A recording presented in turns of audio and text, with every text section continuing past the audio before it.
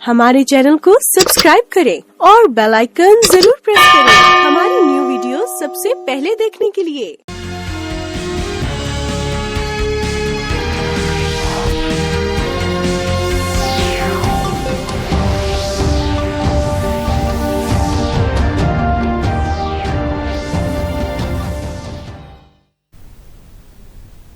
नमस्कार, अरुणाचल समाचार में आपका स्वागत है। मैं हूं नाना यिरांग। आइए बुलेटिन में सबसे पहले देखते हैं मुख्य समाचार। राष्ट्रपति द्रौपदी मुर्मू ने भारतीय पुलिस सेवा के प्रशिक्षु अधिकारियों से लोगों में पुलिस के प्रति भय समाप्त करने के लिए काम करने का किया आह्वान। राष्ट्रीय पुलिस अकादमी हैदराबाद में अपने संबोधन में पुलिस अधिकारियों से सुरक्षा के अलावा सामुदायिक सेवाओं में भी सक्रिय रूप से भाग लेने की अपील। NIT अरुणाचल के 9वें दीक्षांत समारोह में इंजीनियरिंग के विभिन्न ट्रेड में BTech, पोस्ट ग्रेजुएट और PhD कोर्स को सफलतापूर्वक करने वाले 202 छात्रों को प्रदान की गई डिग्री। दीक्षांत समारोह में IIT गुवाहाटी के पूर्व निदेशक प्रोफेसर धीरेन्द्र नाथ बोरगोहाई सहित कई शिक्षाविदों ने लिया हिस्सा।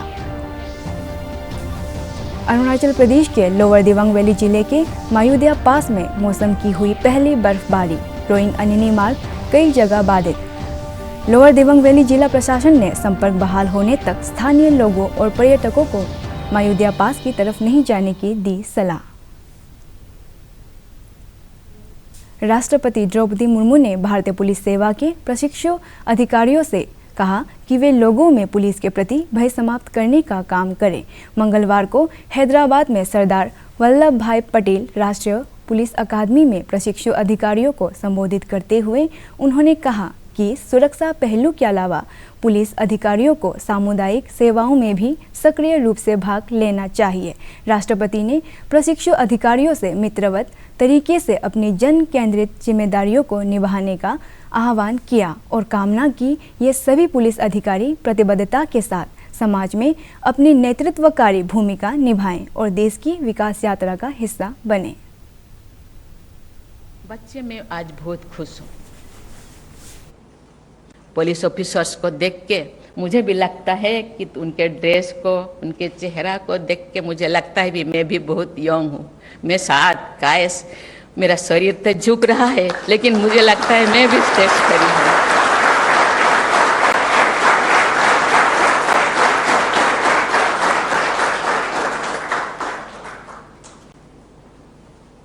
जो पुलिस ऑफिसर्स रास्ते पे जाते हैं या कुछ भी काम करते हैं, लगता है यस ये लोग समाज के ऐसे सोसाइटी से बिलोंग करते हैं, पुलिस सोसाइटी से बिलोंग करते हैं, लोगों का हेल्प करने के लिए। उन दिनों एक महिला पुलिस फोर्स में ज्वाइन करना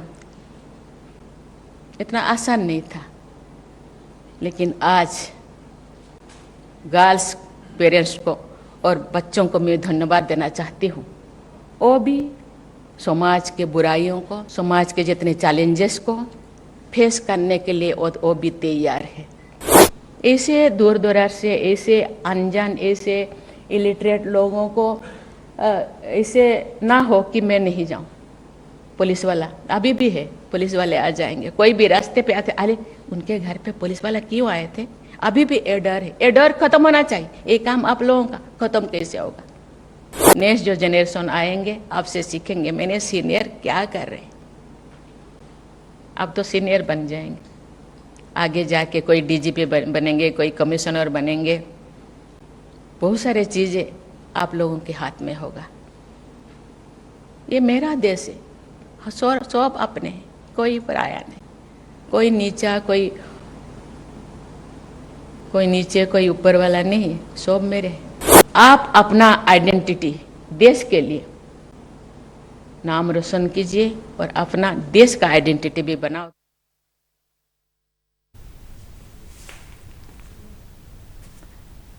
राष्ट्रीय तकनीकी संस्थान NIT अरुणाचल का 9वां दीक्षांत समारोह आज ईटानगर के दोरजी खांडू कन्वेंशन हॉल में आयोजित किया गया।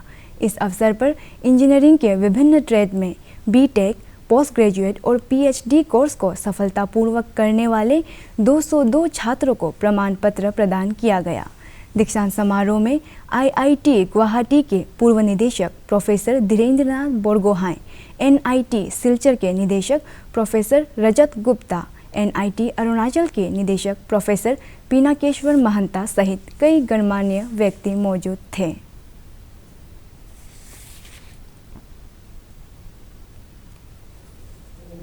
And we have to find out what is best for us and then work towards it.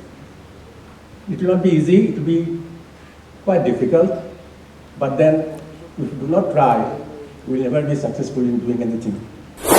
Particularly those who are fortunate to receive their technical degrees, technical education, when they go out to the world, they have to apply those principles and then take up the challenges that they face in the outside world. So even if you don't even try, how can you do anything? If you give up before trying, then you will can never hope to be successful. Sometimes out of duty, you have to do something which you are told to do. But once you go deeper into it, you develop your interest in that. And that interest will lead you to success. If you follow your heart, you find a lot of zeal and a lot of courage to pursue things. And even if you work 24 hours a day, you will not feel fatigued. There's nothing impossible. Like, a senior executive of Sony Corporation once said, the difficult we do immediately, the impossible takes a little longer. Arunachal Pradesh के lower Dibang valley जिले के मायूदिया पास में मौसम की पहली बर्फबारी हुई है। हालांकि बारिश और बर्फबारी के कारण मायूदिया पास होते हुए रोइंग से अनिनी जाने वाली सड़क पर यातायात कई जगह बाधित हो गया है। इसके मद्देनज़र लोअर दिबांग वैली जिला प्रशासन ने एडवाइजरी जारी कर सड़क संपर्क बहाल होने तक स्थानीय लोगों और पर्यटकों को मायूदिया पास की तरफ नहीं जाने की सलाह दी है।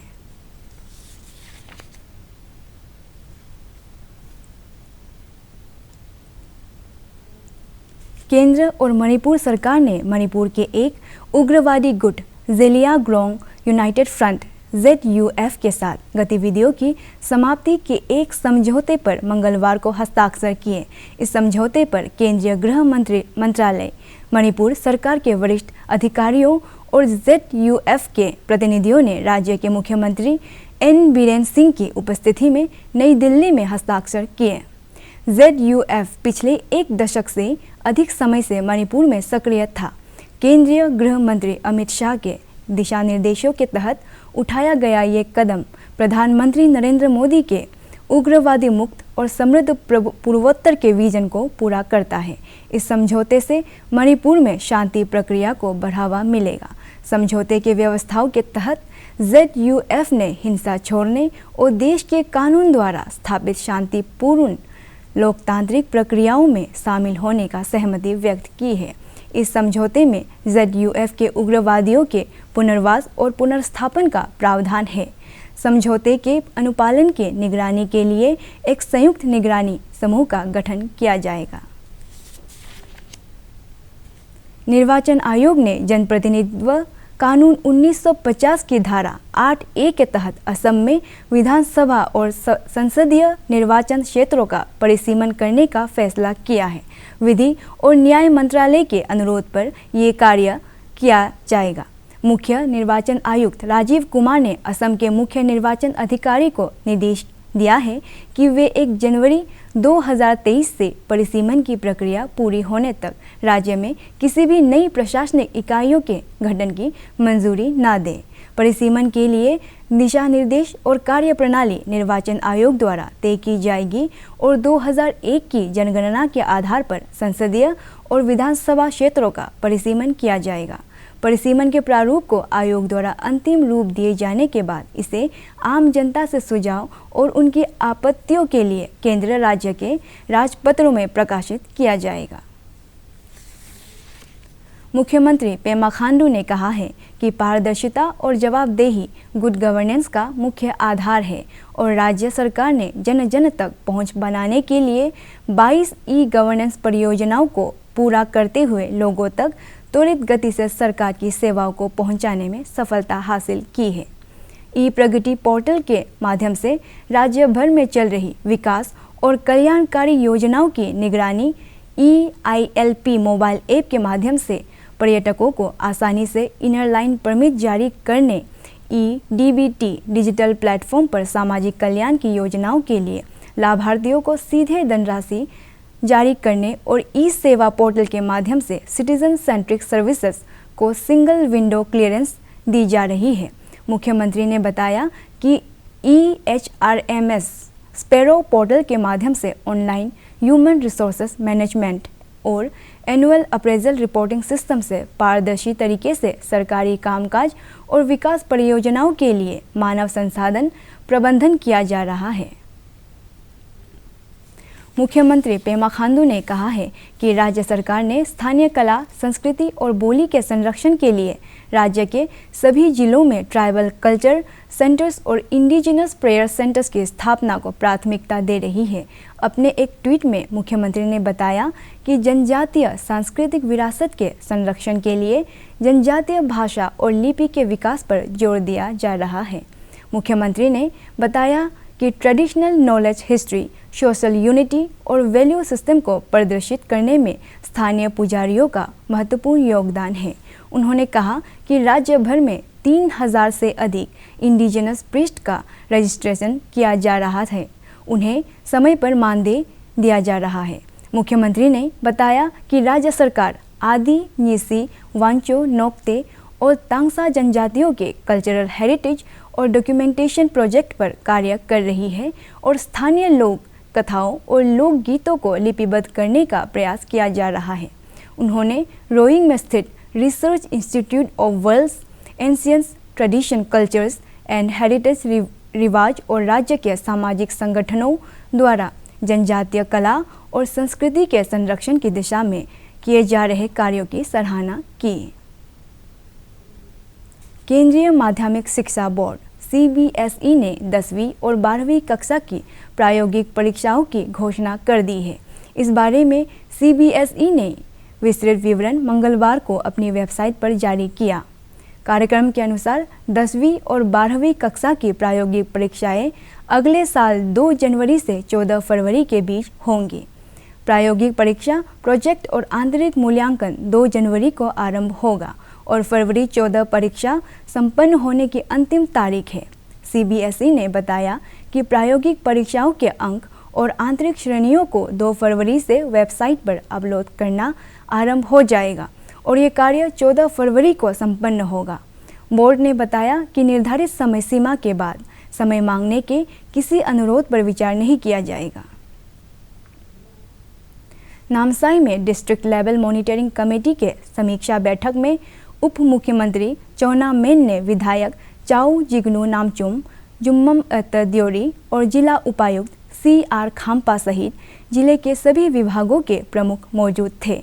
इस बैठक में सभी चल रही पूरी हो गई विकास परियोजनाओं की समीक्षा की गई। उप मुख्यमंत्री ने अधिकारियों से परियोजनाओं को निर्धारित समय पर पूरा करने के लिए केंद्र और राज्य सरकार की योजनाओं के बारे में लोगों को जागरूक करने, परशुराम कुंड को देश का प्रमुख धार्मिक पर्यटन केंद्र के रूप में विकसित करने के अलावा एड्स सहित विभिन्न बीमारियों से बचाव के बारे में लोगों को जागरूक करने को कहा। वन्य जीवों और वनस्पतियों के संरक्षण के लिए जिले में हंटिंग और फिशिंग पर प्रतिबंध लगाने का सुझाव दिया। मुख्यमंत्री पेमा खांडू ने कहा कि इस वर्ष 2022 में दोन्यी पोलो एयरपोर्ट ईटानगर से विमान सेवाएं शुरू होने के साथ ही लोगों के लंबे समय से चली आ रही मांग पूरी हुई। PM मोदी के प्रति आभार व्यक्त करते हुए मुख्यमंत्री ने कहा कि इस ग्रीन फील्ड एयरपोर्ट से असम और अरुणाचल दोनों राज्यों के लोगों की ज़रूरतें पूरी हो रही है। उन्होंने कहा कि सामाजिक और आर्थिक विकास के नज़रिए से दोन्यी पोलो एयरपोर्ट ईटानगर काफ़ी मायने रखता है। सीमा सड़क संगठन BRO अरुणाचल प्रदेश के सीमांत क्षेत्र में कठिन भौगोलिक चुनौतियों के बावजूद सड़कों का त्वरित गति से निर्माण कर रही है। BRO द्वारा आधारभूत सुविधाओं के विकास, गांवों को सड़कों से जोड़ने के साथ ही नेशन बिल्डिंग में महत्वपूर्ण योगदान दिया जा रहा है।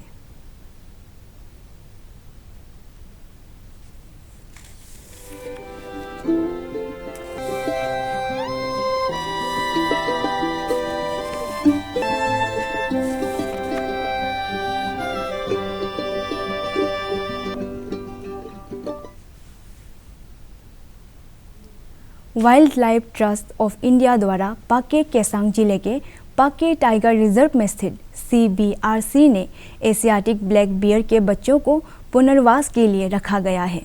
Wild life trust of India ने इसके लिए DOE FCC Arunachal Pradesh, IFAW global और किर्लोस्कर एबारा पंप्स लिमिटेड के प्रति आभार जताया।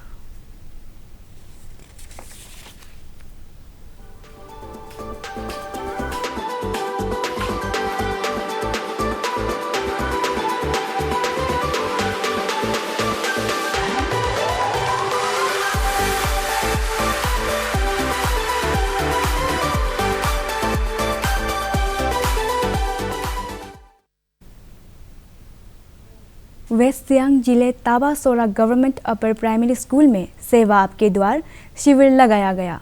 इस शिविर में कोदुम अंचल के 1000 से अधिक लाभार्थियों ने सरकार की विभिन्न योजनाओं का लाभ उठाया। ADC हेंकर लोलन ने लोगों से सरकार की आत्मनिर्भर भारत और स्वास्थ्य योजनाओं का लाभ उठाने की अपील की। अपर सियांग के सामुदायिक स्वास्थ्य केंद्र मारियांग में स्वास्थ्य शिविर लगाया गया। इस शिविर में जिला अस्पताल यिंगक्योंग और असम के डिब्रूगढ़ के अपेक्षा हॉस्पिटल के चिकित्सकों ने अपनी सेवाएं दी। इस अवसर पर लोगों के स्वास्थ्य की जांच की गई और उन्हें मेडिसिन और परामर्श दिया गया।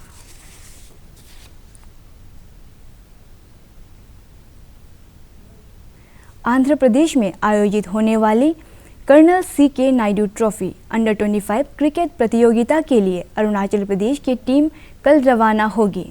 आगामी 1 जनवरी को अरुणाचल प्रदेश की टीम अपना पहला मैच आंध्र प्रदेश के खिलाफ खेलेगी। इस प्रतियोगिता के लिए R अनंत कोच और थापके सेरिंग कैप्टन होंगे।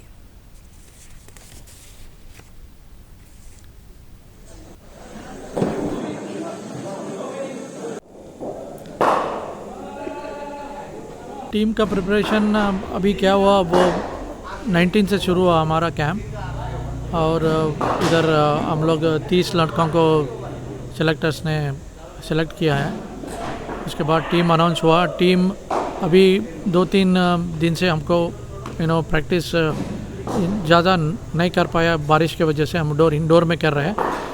सो हम लोग 29 को निकल रहा है। पहला मैच है आंध्रा के ऊपर कड़ापा में। उसके बाद हम लोग गुजरात जाएगा और गुजरात में 3 मैच है। उसके बाद गोवा, उसके बाद वापस छत्तीसगढ़ आएगा। छत्तीसगढ़ में छत्तीसगढ़ के साथ है।